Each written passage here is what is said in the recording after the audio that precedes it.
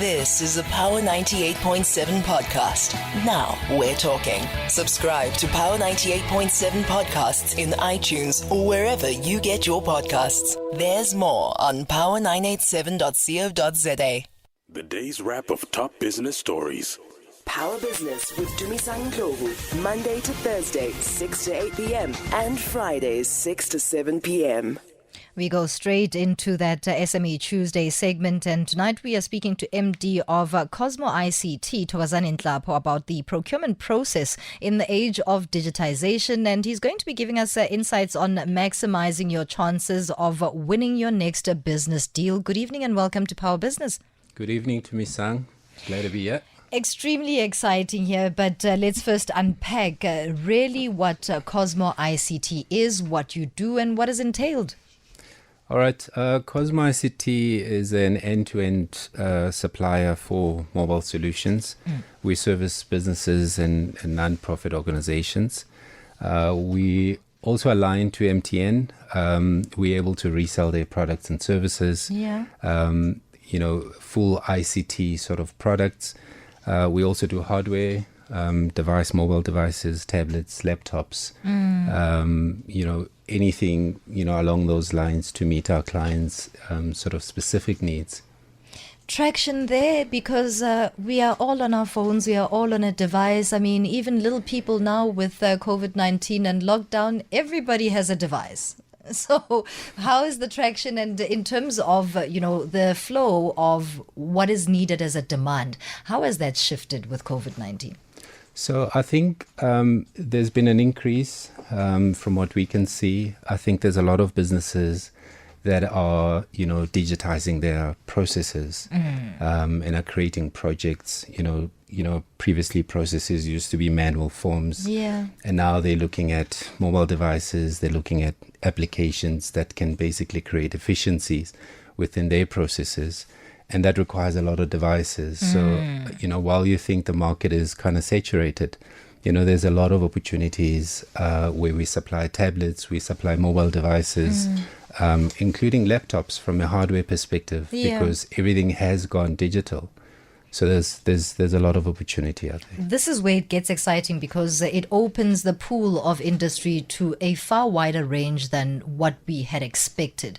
So the inflow of the possibilities is at this stage really at a magnitude that we didn't anticipate, which then brings me to my next question about what you guys do at CosmoICT. It broadens your scope of work. How has that been as an experience?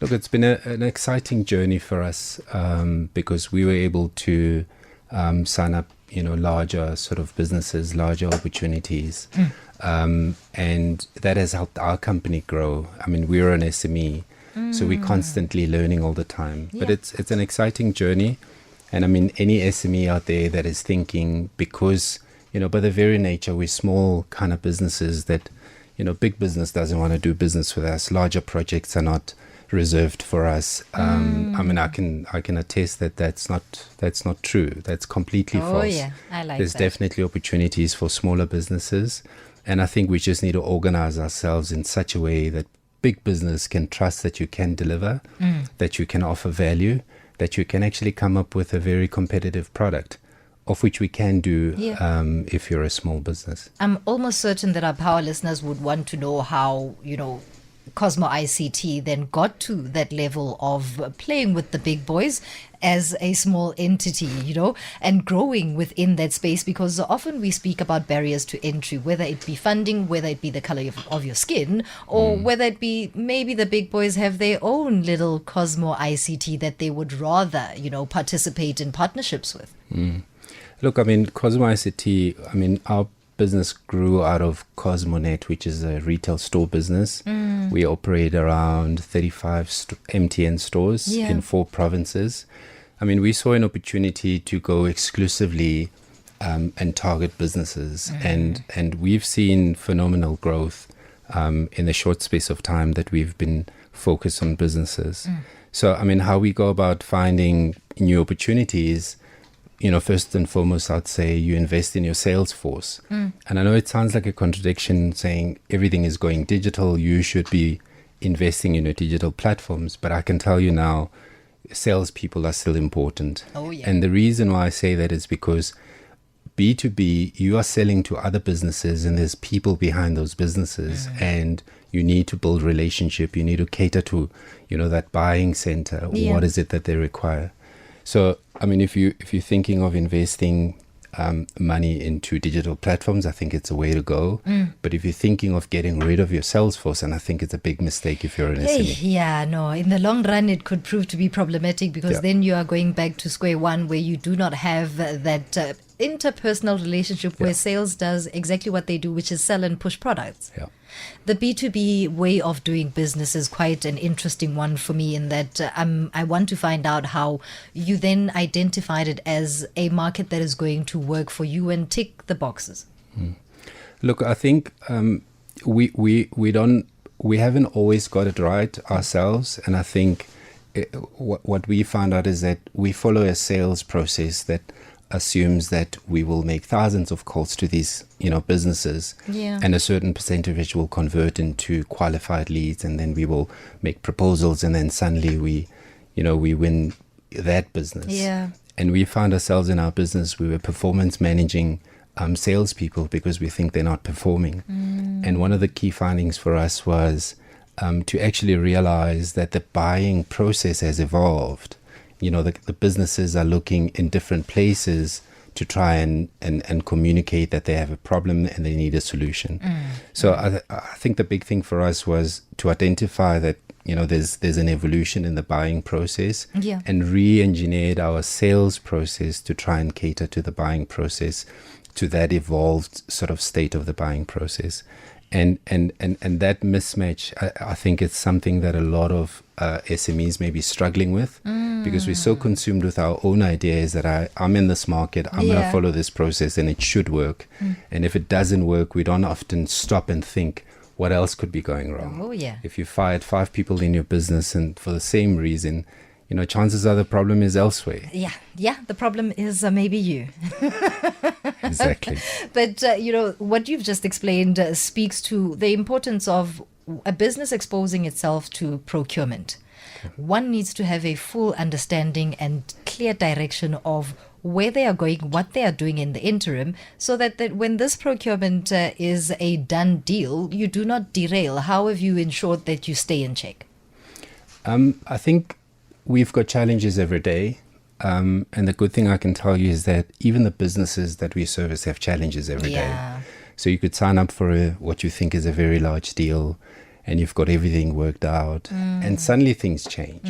Yeah. So I think what we do is we remain flexible. I think we connect with our customers and you committed. If you committed, if things change, you'll always be there. But I think the most important thing is just to make sure that you have a clear understanding of what you want to deliver. You know exactly what it is that you can and can't do. And then you engage in meaningful partnerships, people that can support you.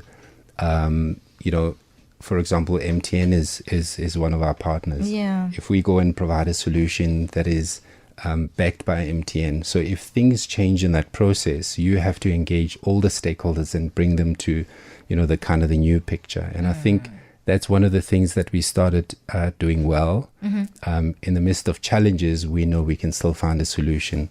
And if you're in business, you need to know that the people that you've partnered with are willing to solve those problems with you. And they're not going to just, throw their toys out of the court and suddenly you've got a failed Flip project. the script even on you. And it's quite important to have a partner. I mean, what you guys have at CosmoICT with the MTN is quite laudable in that you carry weight then with a big name such as MTN. How did it all come about? Look, I think our relationship, like I said, with MTN stems from our primary relationship in retail. I mean, our business, CosmoNet, has been around for about 20 years. Funny you say that because, MTN's name is, the best network in the market right now, and that carries huge mileage for us. But we've afforded MTN opportunities in some instances that they never would have had. So don't discount you as a small, because we've got areas where we can target and customers that we could target that MTN would have ordinarily missed. Right. So that partnership is good. I mean, it's a symbiotic relationship that works for both parties. And every day we're trying to find those opportunities that we can bring into the partnership that will be profitable for both parties. Yeah. And that's how we approach it. And one thing that we've also realized is that larger businesses also want to do business with smaller companies because in many instances they do feel like a number sometimes if they do, deal directly with larger companies. And if they give such important projects to smaller organizations, they know we're going to give it our best. That's the only thing we've got going, and we're giving it our best every day. So that matters. Absolutely matters. We continue this conversation with CosmoICT and that is Thokozani Nhlapo straight after this very short break. Power Business, Monday to Thursday, 6 to 8 p.m. and Fridays, 6 to 7 p.m. on Power 98.7. 7:22, and we continue with our conversation with the CEO at CosmoICT, Thokozani Nhlapo, in this week's SME Tuesday in partnership with the MTN. We left our conversation before we had to go pay the bills at talking about alignment and how a small business then basically shows up even in a partnership that is with a bigger corporate. How important then is it to exercise that muscle as a small business and pitch up for the job at hand? Yeah, look, I think the main important thing is to always act with integrity. And when you work with a large corporate, there's a lot of people, departments that you have to deal with. And I think just keeping your integrity is important, and speaking up and engaging and initiating sort of meetings on anything that is of concern. Yeah. And I think if you keep that working style that is respectful to the stakeholders, and I think it just works out at the end. Because it's quite easy to be swallowed up by a big corporation, and my question would be around advice to other small entities that would want to have a partnership with a larger business.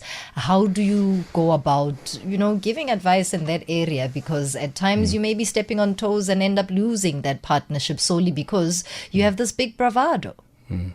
Look, I think all the time my advice would be engage. Don't be afraid to engage. Don't be afraid to speak up. Don't be afraid to initiate those partnerships, engagements, because you never know where the opportunity is going to be. So I think the mentality that big opportunities are left for larger organizations and all of them must happen at that high level. Yeah. I think it's factually incorrect, and I think there's a lot more effort that us SMEs need to put in to make sure that we initiate those engagements. And an engagement process is what it is. You request it, you put exactly what is it that you think will benefit both parties.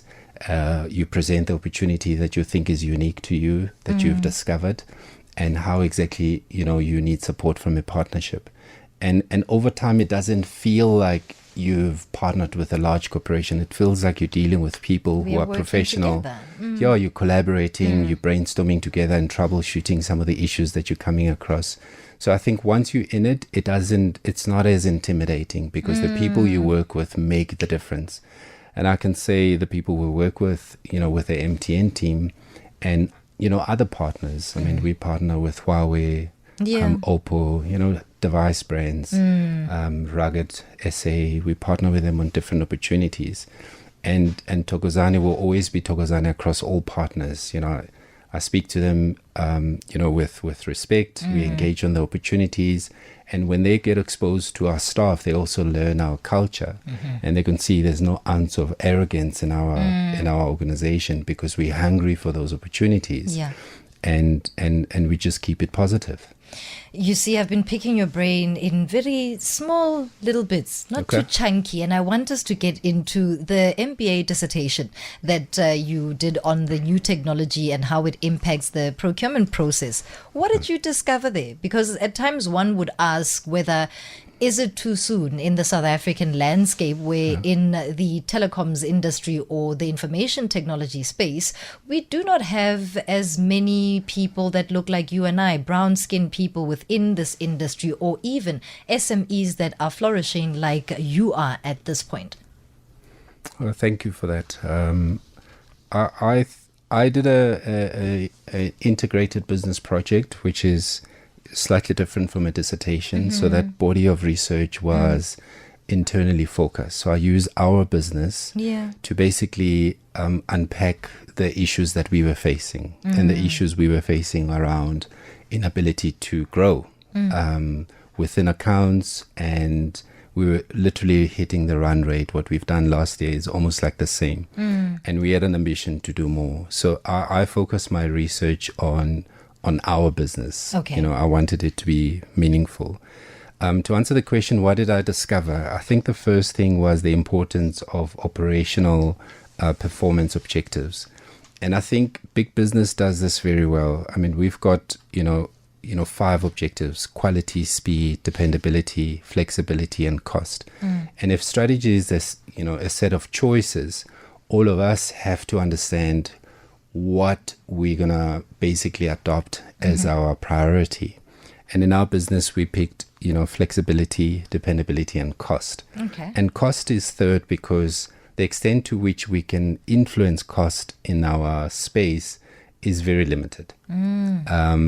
So when we do a deal with MTN, a lot of the products and services, the cost we can't influence that much. Yeah.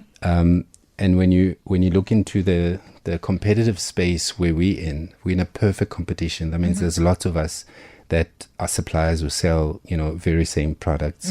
The pricing is more or less the same, and we need to pick, something that will differentiate us. An advantage of sorts. Yeah. And I mean, you can pull that through in the proposals that you send through when you are going for big business. And we find that those objectives are very real. And I'm gonna highlight this flexibility, and how we define it is the ability to vary or adapt to operational activities to cope with unexpected circumstances.